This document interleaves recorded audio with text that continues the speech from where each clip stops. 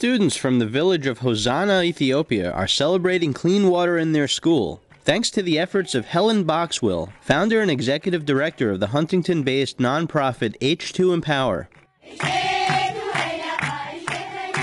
All the money that we raise today will go to girls' education and our efforts to keep girls in school. Through events like today's screening at the Huntington Cinema Arts Center of the film Lamb, the first ever Ethiopian film to make the Cannes Festival's official selection, Boxwell raises money and educates fellow Long Islanders about the need for intervention in Hosanna and other parts of Africa. Our library now is filled with students all the time. Today we're very excited to be at the Cinema Arts Center to show an Ethiopian film. It is the first Ethiopian film to go to the Cannes Festival. It's got awards, all kinds of awards internationally.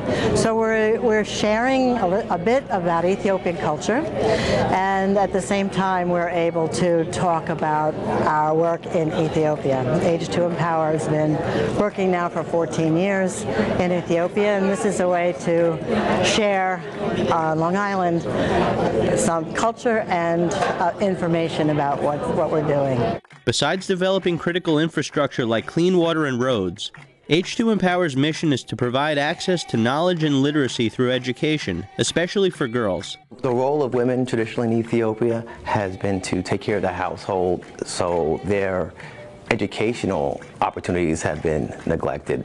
Slowly that's changing, providing educational opportunities for women, empowerment, awareness, education, and we have actually formed a few women's empowerment groups over there which are peer-led mentorships, which have had a great impact. They are still very marginalized within the country itself.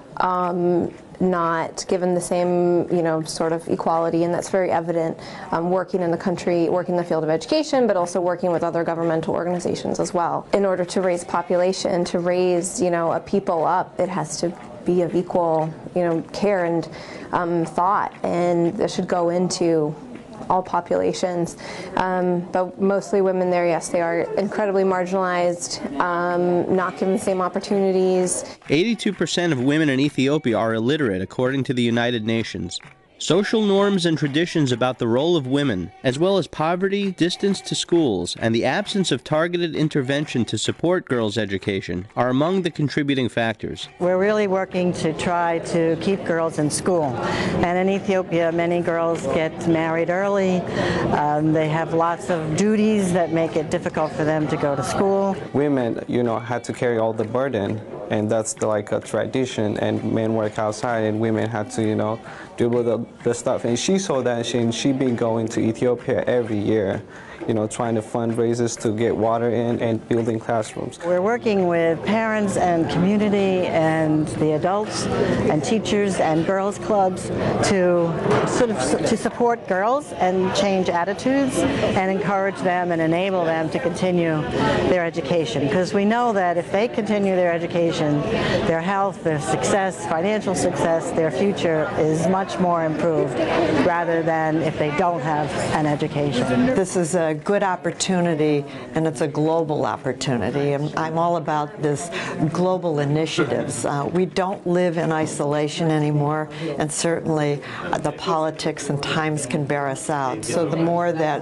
we can get involved with global efforts, and particularly with education, I think it's going to really help the world. We have to think globally and not so narrowly in just our national kind of initiatives. I'm here to support Helen because she is an amazing woman who has, gone beyond like the volunteer and taken on, these projects that will continue, and that is so admirable to me, and she is so dedicated, and I think she's just an amazing woman. I grew up in Ethiopia. I came 2 years ago to the States, and she was like a host for me for a while.